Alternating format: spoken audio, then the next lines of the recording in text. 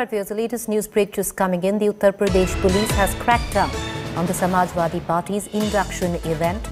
Samajwadi Party accused of violating COVID protocol. BJP rebels and ministers joined SP at event in Lucknow flouting EC code.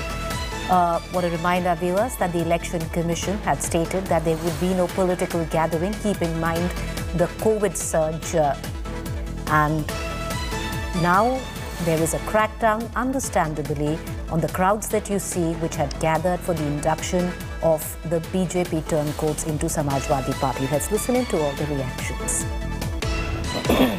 किस तरीके का प्रकरण हुआ था और क्या वजह थी जिसे आप करना देख रहे हैं? प्रकरण ये शासन और पुलिस प्रशासन संज्ञान में तथ्य आया था कि समाजवादी पार्टी कार्यालय में अनावश्यक रूप से 2 से 2.5 हजार लोग जमा हैं, इकट्ठा हैं और चुनाव आचार संहिता के प्रावधानों का उल्लंघन कर रहे हैं, 144 दंड प्रक्रिया संहिता के प्रावधानों का उल्लंघन कर रहे हैं। उस समय में हमारे पुलिस और प्रशासनिक अधिकारी मौके पहुंचे थे। उन्होंने बाकायदा वहाँ वीडियोग्राफी कराई, उनके लोगों को वहाँ जाने के लिए निर्देशित किया, फिर वो लोग सब चले गए, धीरे धीरे चले गए। उसके बाद उस संबंध में जिन्होंने कानून के प्रावधानों का उल्लंघन किया उस संबंध में अभियोग पंजीकृत किया गया है, उसमें विवेचना करके कार्रवाई की जाएगी। सर, इसमें किन किन लोगों के खिलाफ क्या अज्ञात में मुकदमा दर्ज किया गया है? कि वो नामजद है तो किस तरीके का? अभी नामजद नहीं किया गया, अभी समाजवादी पार्टी के नेताओं और कार्यकर्ताओं के खिलाफ मुकदमा है। सर, वहाँ पर जो समाजवादी पार्टी के राष्ट्रीय अध्यक्ष अखिलेश यादव और स्वामी प्रसाद मौर्य से मंत्री भी मौजूद थे, क्या उनके खिलाफ भी मुकदमा दर्ज हुआ है? अभी जैसा मैंने कहा ना, अभी किसी का नाम नहीं लिखा गया है, लेकिन वहाँ हम लोगों ने वीडियोग्राफी कराई है, उसमें जो भी लोग रहे होंगे उनके खिलाफ कार्रवाई की जाएगी। I'd like to cut across to my colleague Samarth, who's joining us live with the latest updates on that story.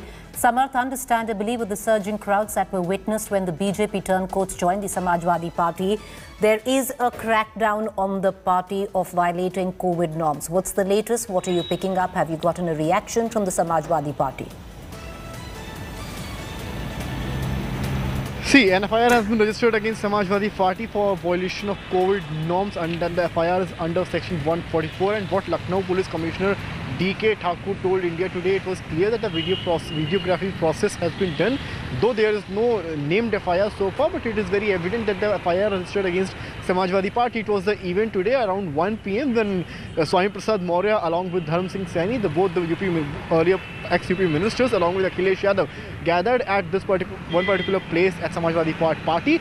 But more than hundreds of supporters of Samajwadi Party had gathered at the SP office, though the entire program was named Virtual Press Conference of Samajwadi Party, but it had nothing to do with virtual thing, because hundreds of supporters came in at the Samajwadi Party office, and the pictures you can see, the visuals you can see, and most of them were not even wearing masks. So these were the scenes, and when Lucknow DM Abhishek Prakash was contacted, he said that he was not told about anything, as in the recent press conference held by Election Commission, it was said that you have to inform the district magistrate or SDM in your district if you are holding some such program, but he was not informed as per Lucknow DM, and that is why the inquiry was set up. And now after inquiry, an FIR has been registered. So it was the process which was on since afternoon. So it's one thing, and also it has become political because Bharatiya Janata Party in the evening also claimed that it is a violation, and as model code of conduct is already on in the state, and at that time you are gathering hundreds of people at one particular place, and that's a clear violation of model code of conduct, and that is why BJP even demanded Election Commission to take some strict action against the Samajwadi Party. So yes, it has now also become political, but what is big is the FIR registered against the Samajwadi Party. Yes. Appreciate you joining us, Samarth. We're going to continue to come back to you for more updates on that story. Meanwhile, the reason why this gathering had taken place was a politically charged event as well. Friday in poll-bound Uttar Pradesh, after dumping Yogi Adityanath-led government, 14 BJP leaders, including 2 former ministers, 5 BJP MLAs joined the Samajwadi Party in the presence of Chief Akhilesh Yadav. India Today has learned that former UP minister and BJP leader Dara Singh will join on the 16th January with his camp of MLAs. BJP ally Apna Dal MLA Chaudhry Amar Singh also joined the Samajwadi Party in Lucknow today. Former UP Minister Dharam Singh has proclaimed that at least 1 minister and 3 to 4 MLAs will resign every day from the BJP till the 20th of January. लगातार wicket गिर रहे थे उधर पर। हालांकि हमारे बाबा मुख्यमंत्री cricket खेलना नहीं जानते हैं, अगर वो क्रिकेट भी जानते होते अब तो उनसे कैच छूट गया। जब जब चुनाव आते हैं इस प्रकार की गतिविधियां देखने में आती रही हैं, लेकिन भारतीय जनता पार्टी अपने कार्यकर्ताओं के बलबूते बूथ स्तर से लेकर प्रदेश स्तर तक लगातार 5 वर्ष जनता के संपर्क में हम लोग रहे हैं। आदरणीय प्रधानमंत्री नरेंद्र मोदी जी की जो नीतियां रही हैं जनहितकारी, उनको लेकर के, प्रदेश सरकार की जो नीतियां जनहितकारी, उनको लेकर के हम जनता के साथ हर सुख दुख में हाजिर रहे हैं। और आप देखें जब परिणाम आएगा तो भारतीय जनता पार्टी के पक्ष में आएगा। हम पिछली बार से भी अधिक सीटें जीत करके सरकार बनाएंगे। कुछ लोग कहते हैं कि 5 साल तक क्यों नहीं इस्तीफा दिया, और साथ ही साथ कुछ बददिमाग लोग ये भी कहते हैं कि बेटे की चक्कर में भाजपा छोड़ा। भारतीय जनता पार्टी के लोगों ने इस देश के गरीबों, मजलूमों, दलितों, पिछड़ों, अल्पसंख्यकों के आंख में धूल झोंककर सत्ता हथियाई थी। All right, viewers. Now, despite the Election Commission ban on conducting mega rallies due to the third wave, a sea of crowds was seen at the Samajwadi Party's event to induct BJP rebels in Lucknow. Now, there's an FIR which has also been filed on the same account. In these images, it can be seen that the crowds forgot that COVID still persists and went about violating norms. The BJP accused of violating Election Commission norms and demanded action against the Samajwadi Party. Lucknow District Magistrate speaking to India Today said the SP rally was conducted without any prior permission. ये किस प्रकार की virtual rally है जिसमें इस प्रकार से भीड़ को बुलवाकर और तमाम सोशल डिस्टेंसिंग के नॉर्म को तोड़ने का कार्य किया जा रहा है। और ये वही व्यक्ति है जिन्होंने बार बार कोविड की लड़ाई में अड़ंगा लगाने के लिए, रोड़ा अटकाने के लिए कभी बीजेपी की वैक्सीन, कोविड वैक्सीन को कहा। आज उस उत्तर प्रदेश की कोविड की लड़ाई को कमजोर करने के लिए भी एक प्रकार से इस रैली को किया गया है। ये बहुत ही दुर्भाग्यपूर्ण है। इस पर कार्रवाई इलेक्शन कमीशन को सुनिश्चित करनी चाहिए। Akhilesh Yadav, the chief of Samajwadi Party, has on several occasions gone on record to say that he is someone who hasn't taken the vaccine and he does not believe in taking, and therefore he has put lives of several of his followers and people who may take him seriously in peril. And now, despite strict guidelines from the Election Commission very clearly outlining how political parties must conduct themselves, you have the spectacle put up by the Samajwadi Party where all COVID norms are flouted. It really shows how responsible they are as a party and as a leader. And perhaps people of Uttar Pradesh will take this into account when they go to vote. Meanwhile, politics over the Arbar rape incident has intensified. The BJP is questioning the Congress General Secretary Priyanka Gandhi Vadra's silence over the alleged gang rape of a differently abled minor girl in Rajasthan. No arrest has been made so far in the incident. Taking on Priyanka Gandhi Vadra, the BJP said the incident exposes the hypocrisy of the opposition party, which talks about women empowerment in poll-bound UP. The state unit of BJP has also formed a committee to seek justice for the victim. Meanwhile, the Women Development Minister of Rajasthan, Mamta Bhupkesh, has stoked another controversy. She blamed society for rapes and said that government cannot stop the heinous act all by itself.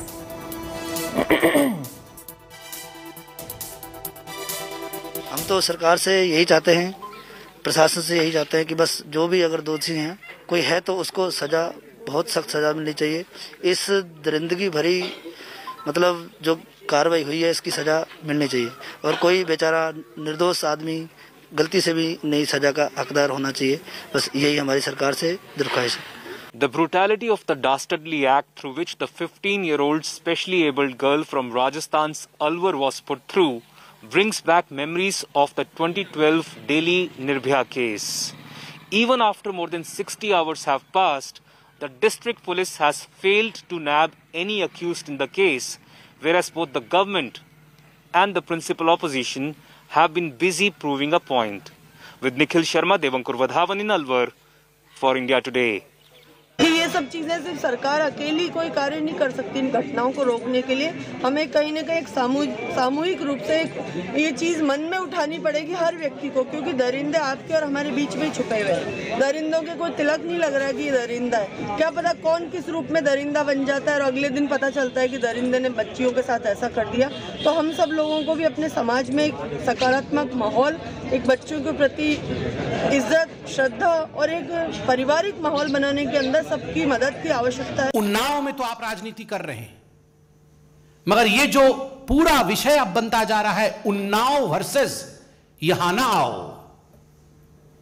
Unnao में आप राजनीति करेंगे, हमने कभी कुछ नहीं कहा।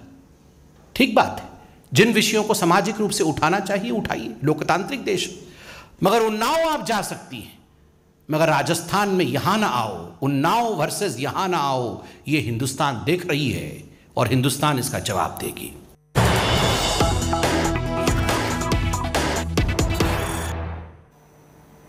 The latest news break now coming in. Preliminary inquiry report into the CDS chopper crash has been submitted.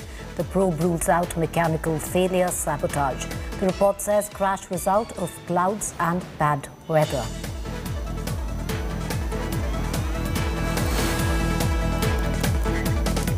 All right, viewers, that's the latest that is coming in. The probe that had been initiated into the CDS chopper crash has now, results of that have come out, and the report suggests that the crash result was due to inclement weather.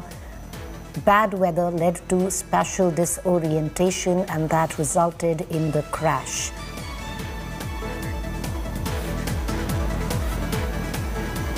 All right, let's shift focus now to cricket. India have lost the third and final test against South Africa by 7 wickets. And with that defeat, the visitors also lost the series 1-2. South Africa needed 111 runs to win on the 4th day and chase that target down with much ease. India have never won a test series in South Africa, but when they won the first test, it seemed that record may change. However, it didn't happen. Here's how it all played out. Chances were bleak, but still there was an opportunity. 8 wickets separated India from a historic series win on South African soil.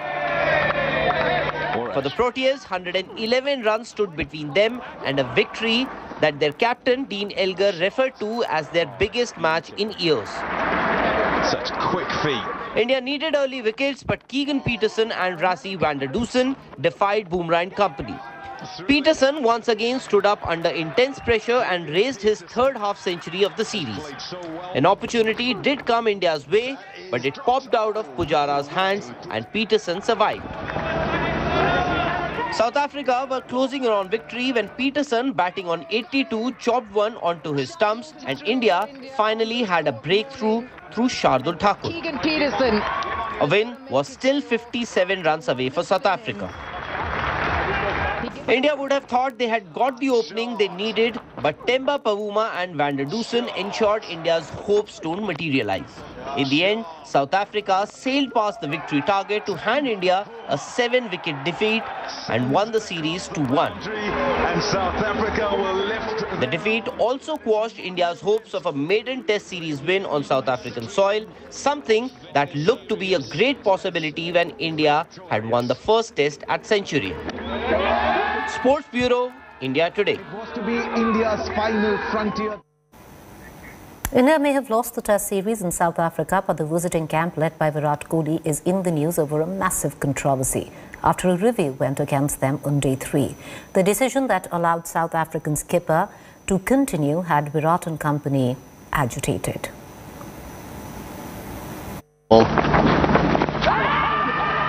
Ashwin likes that. And he's given one decision that didn't go their way had Virat Kohli and company all riled up. Determined that he had his man, and when the India desperately needed a wicket, and they seemed to have got their man in Dean Elgar when umpire adjudged him out leg before. To the naked eye, it looked out plumb, but when Elgar reviewed the decision, the ball tracking showed otherwise. The delivery that hit Elgar below the knee roll was found to be going over the stumps, much to the astonishment of Team India and even umpire Murray Rasmus. Virat once again led his team in showing their anger and disappointment. He went up to the stump mic and was heard saying, "Focus on your team as well, and not just the opposition, trying to catch people all the time." Focus on your team as well while they shine the ball, not just the opposition, trying to catch people all the time. His deputy in the series, KL Rahul, wasn't left behind, and the Indian opener was caught on the stump mic saying the whole country is playing against 11 guys. Whole country playing against 11 guys. Known about them, boys. Ravichandran Ashwin, who delivered the ball that was denied the wicket, hit out at the broadcaster for fudging data in a bid to keep Elgar at the crease. The off-spinner said, "You should find better ways to win Supersport," the host broadcaster. Should surely find better ways to win Supersport. Sport look bad, making the sport look bad now. While the Indians blamed the host broadcaster for manipulating with the DRS, the fact is, according to the ICC norms, broadcasters are only responsible for purchasing DRS and Hawkeye from an ICC-approved vendor, with all subsequent usage depending entirely on the company providing the technology. Which means the host broadcaster, that is Supersport, had no role to play as far as the ball trajectory was concerned. Sport look bad, making the sport look bad now. Focus on your team as well while they shine the ball, not just the opposition, trying to catch people all the time. Whole country playing against 11 guys. The use of technology has often affected the course of a test match. At times it goes your way, and at times it doesn't. Sports Bureau, India Today. How big will this moment be? Well, that tells a story. Meanwhile, in Australia, Novak Djokovic's visa has been cancelled for the second time after the immigration minister overruled a court order that allowed the world #1 Serb to stay in Melbourne for the duration of the Australian Open. Djokovic has been in the eye of a storm ever since he landed in Australia on a medical exemption, but statements recently have exposed him to more criticism for providing false information. Australia has cancelled Novak Djokovic's visa, a decision the government says was taken in public interest. This is the second time that the world #1's visa has been cancelled in less than 10 days. The decision means that Djokovic, who remains unvaccinated, can be deported. A court had earlier revoked the Serbian's visa cancellation, but Australia's immigration minister exercised his discretionary powers under Australia's Migration Act to overrule the decision. The 9-time Australian Open winner was hoping to defend his title next week, which, if he won, would make him the most successful male tennis player in history with a record 21 Grand Slam titles. After the court order, Djokovic made a statement that left him open for more criticism, many even calling him a liar. He had revealed that despite receiving a positive COVID result, he broke the isolation protocol and attended his tennis center in Belgrade for an interview. He also admitted there was a mistake in a section of the form that covered his recent travel history, for which he shifted the blame on his agent. Djokovic's visa was first revoked shortly after his arrival in Melbourne on 6th of January after Australian Border Force said he had failed to provide appropriate evidence to receive a vaccine exemption. There has been a huge backlash from some Australians who have lived under long and strict COVID lockdowns that Djokovic had been allowed in despite being unvaccinated. The 34-year-old Serbian can still launch another legal challenge to remain in the country, but the Australian Open, where he's been top-seeded, begins on Monday. Besides, there's already been too much damage to the reputation and embarrassment to one of the greatest athletes of all time. Now, what next? Sports Bureau, India Today. Welcome back. You're watching a fact-check segment where we bust certain claims masquerading to be facts on social media platforms and WhatsApp group. There's a claim in the form of a political poster given out by Om Prakash Rajbhar in Uttar Pradesh. Now, the poster claimed that Rakesh Sharma was the first Indian astronaut to walk on the moon. The fact on that, no astronaut from India has landed on the moon till now. With that quick fact check, time for us to go into a quick break. Do stay with us. On the other side is To The Point.